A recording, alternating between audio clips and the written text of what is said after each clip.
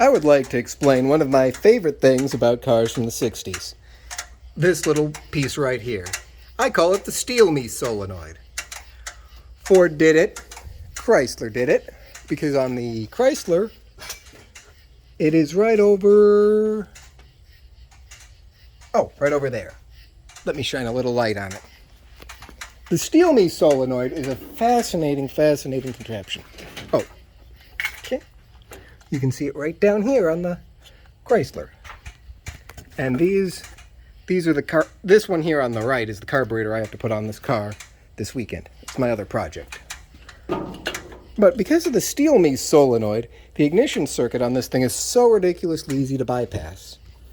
Now, I made a mistake with the fuel pump grounding, but I've got the fuel pump wired to the coil, the main lead to the coil here running into the cab, this one off of the battery positive terminal tying into the alternator and also running into the driver's seat. And this wire to run all of the accessories, also off of the coil. It's a little bit of a hokey setup, but I replaced the god-awful connectors that were on this car, so they're slightly better now because they're new. Massive ground to the engine block. Massive 2-gauge ground here to the chassis of the car. But the ignition system in these old vehicles was never more advanced than just a hot wire running into the driver's seat compartment area. It goes to the back of the ignition switch. When you turn the key, it activates a momentary switch. Or in my case, now, because this is all just a temporary fix, it runs to an off-on toggle. Turn it to on. Cooling fan engages, fuel pump starts. You go over here, and you see where it's just jumpered off of the hot lead?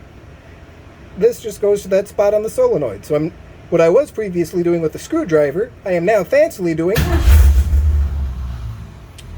with the push of a button. Let's give her a little gas.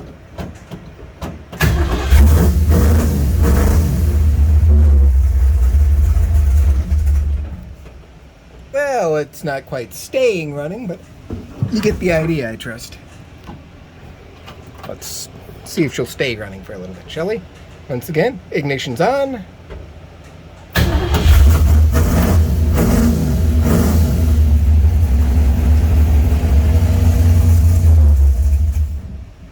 Yeah, that gives you the idea. I still have some choke adjustments to make, but we now have a complete ignition circuit that just bypasses the key here.